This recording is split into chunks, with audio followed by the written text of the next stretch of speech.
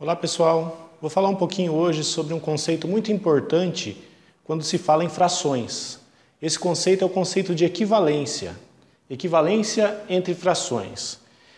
Então o que seriam frações equivalentes, né? Olha só, aqui nós temos, por exemplo, a fração meio e a fração 1/4. Note o seguinte, meio vai ser equivalente a 2/4, equivalente a 3/6, equivalente a 4/8, equivalente a 5/10, equivalente a 6/12, e isso nós podemos continuar infinitamente encontrando frações que são equivalentes a meio. Ok? Essas frações equivalentes, elas têm como resultado, pensando no número racional, tem como resultado sempre o mesmo número racional. Por exemplo, se eu pegar o 6 e dividir por 12, eu vou ter como resultado 0,5. Assim como 5 por 10, 4 por 8, 3 por 6, 2 por 4 e 1 por 2. Tá? Pensando em números racionais, sempre teremos esse mesmo resultado. Uma característica interessante é que, olha só, aqui nós temos o 1 e o 2, né? 1 no numerador, 2 no denominador. Já na segunda fração, nós temos 2 e 4, 3 e 6. Olha só, o 4 é 2 vezes o 2, assim como o numerador também é 2 vezes o numerador dessa. O denominador dessa vai ser 3 vezes o denominador dessa, assim como o numerador vai ser 3 vezes o numerador dessa. Isso causa alguma confusão com o conceito de equivalência na seguinte maneira. Muitas pessoas acreditam que a equivalência serve simplesmente para simplificar frações, para fazer simplificação. E, na verdade, a equivalência é um conceito muito importante, tanto para simplificação, né? Mas mais ainda para fazer operações entre frações, como, por exemplo, a adição e a subtração, né? Nós usamos equivalência de frações para somar e subtrair frações, achando denominadores comuns. Essas frações, então, são todas equivalentes a 1/4. Essas frações aqui de cima são todas equivalentes a meio. Então, uma fração, na verdade, ela representa um conjunto de frações equivalentes. Todas essas frações, elas têm equivalência com outras frações que têm o numerador e o denominador multiplicados por uma mesma constante. Por exemplo, aqui, né, o 3/6 é igual a meio quando eu multiplico o numerador e o denominador por 3. Mesma coisa 1/4. Se eu multiplicar o numerador e o denominador de 1/4 por 5, por exemplo, olha só, 5 vezes 1, 5 vezes 4, eu encontro uma fração equivalente que, pensando em números racionais, representam o mesmo número racional. Geralmente a gente pensa em simplificação, como eu falei. Olha só, um exemplo aqui, né? Quero simplificar 3/6, achar a fração, a forma irredutível dessa fração, né? Eu pego aqui o 3, divido por 3, divido o 6 por 3 e encontro a fração equivalente meio, a forma simplificada da fração 3/6. 5 sobre 20avos. Então eu divido por 5 o numerador, por 5 o denominador e obtenho 1 sobre 4. Tenho frações equivalentes. Mas como eu havia dito, não só para a questão de simplificação de frações, mas também envolve o conceito de adição e subtração, essa questão das frações equivalentes. Por quê? Para eu somar duas frações, eu tenho que ter denominadores iguais, eu tenho que ter fracionado um inteiro no mesmo número de vezes. Então, olha só, aqui eu fracionei o inteiro em 4 e aqui em 2. Não tenho como somar isso e obter um resultado de acordo com a unidade, né? Um resultado que represente alguma coisa em relação à unidade. Para eu fazer isso, eu tenho que dividir esses inteiros no mesmo número de vezes. E daí eu vou buscar frações equivalentes para isso. Olha só, 1/4 e meio. Eu posso pensar de várias maneiras, mas como eu estou com os dois conjuntos aqui, eu vou buscar frações equivalentes que tenham denominadores comuns nessas classes de equivalência que eu tenho tanto aqui quanto aqui. Note o seguinte, 1/4 eu consigo encontrar um denominador que tem o 4 aqui no denominador na classe de equivalência do meio. Olha só, 2/4 significa meio. Ou seja, eu posso pegar esse meio e substituir por 2/4. Eu estou dividindo esse inteiro o mesmo número de vezes que esse aqui, e daí eu consigo somar essas partes do inteiro e obter um resultado em relação à unidade. Olha só como ficaria, né? Então 1/4 já está com o denominador que eu quero, que é 4. Eu preciso substituir essa por um denominador igual ao 4. Olha o que eu faço.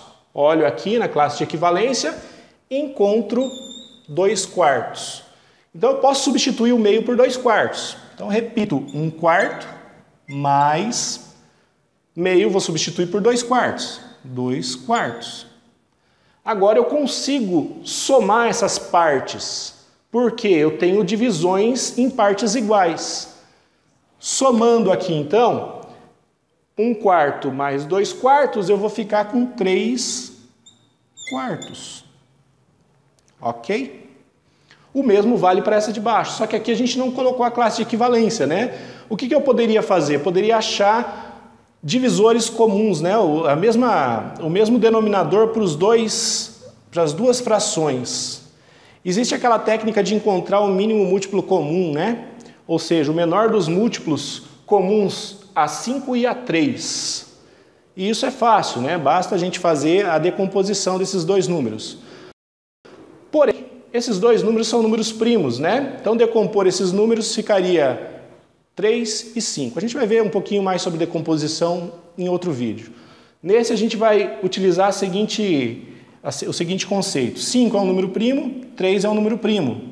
Então, o mínimo múltiplo comum entre os dois vai ser 3 vezes 5. Opa, aqui é o 5. Né? E eu vou obter uma fração equivalente à primeira. Como? 3 vezes 5, né? Eu pego esse 3 vezes 5, divido por 5 e vejo quantas vezes eu tenho que multiplicar o numerador para obter uma fração equivalente. No nosso caso aqui vai ser 3 vezes, né? Porque 3 vezes 5 é 15. 15 são 3 vezes o denominador dessa fração. Logo, o numerador também tem que ter 3 vezes esse numerador da fração. Olha só o processo inverso surgindo aqui, né? Aqui eu dividia por um mesmo número. Aqui eu multiplico por um mesmo número. Tá? O numerador e o denominador. Mas faço a mesma coisa aqui. Como eu quero um denominador comum, o que eu vou fazer? Vou pegar esse 3 vezes 5, né? Vai servir como denominador tanto dessa fração quanto dessa. Então aqui eu tenho 3 vezes 5. E daí, olha, quantas vezes esse 3 vezes 5, ou seja, o 15, equivale aqui, né? Vai ter 3 dentro de 3 vezes 5. Quantas vezes eu tenho... quantas vezes vai ficar maior esse denominador em relação a esse? Basta eu dividir, né? Aqui eu vou encontrar 5, porque 5 são 3 vezes... São 5 vezes 3, né? Como eu multipliquei embaixo por 5, vou multiplicar em cima por 5 também. 1. Olha o conceito também de simplificação ali surgindo, né? Obtenho então duas frações equivalentes às duas primeiras. Tenho 3 e tenho 15. Na outra eu tenho 5 e tenho 15. 3 quinzeavos é equivalente a 1/5. 5 quinzeavos é equivalente a 1/3. O resultado que eu vou ter, né, como eu estou somando 3 quinzeavos com 5 quinzeavos, o meu resultado vai ser 8 quinzeavos. Ok? E consigo fazer a adição porque eu tenho partes iguais aqui, né? Eu estou dividindo em 15 partes iguais o meu inteiro, tanto na primeira fração quanto na segunda fração. Na subtração, o conceito é o mesmo. Vou encontrar frações equivalentes às primeiras e faço a subtração. O 4 a gente pode perceber que não é um número primo. Porém, em relação a 3, né, eles não têm divisores comuns. Ele é primo em relação a 3.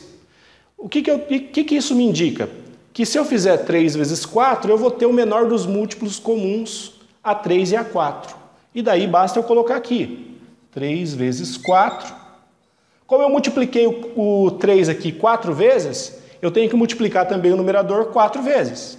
4 vezes o 1. Ok? Mesma coisa aqui. Menos, né? A operação que eu estou fazendo aqui. Eu tenho aqui, então, 3 vezes 4 novamente, porque o denominador tem que ser igual. Se eu multipliquei o 4 3 vezes, eu tenho que multiplicar o numerador 3 vezes também. 3 vezes 1, igual... Olha só, tem bem atenção nessa parte, né? Eu multipliquei numerador e denominador pelo mesmo número. Numerador e denominador pelo mesmo número. 1 vezes 4, 4. 3 vezes 4, 12. Menos 3 vezes 1, 3. 3 vezes 4, 12. E olha só, particionei os inteiros em partes iguais, eu consigo somar essas partes agora. Então, somando as partes, 4 dozeavos, subtraindo, né? 4 dozeavos menos 3 dozeavos, eu fico com 1 dozeavos. Ok? Então, esse conceito de frações equivalentes não serve simplesmente só para você simplificar frações. Serve também para fazer operações entre frações. Ok? É isso.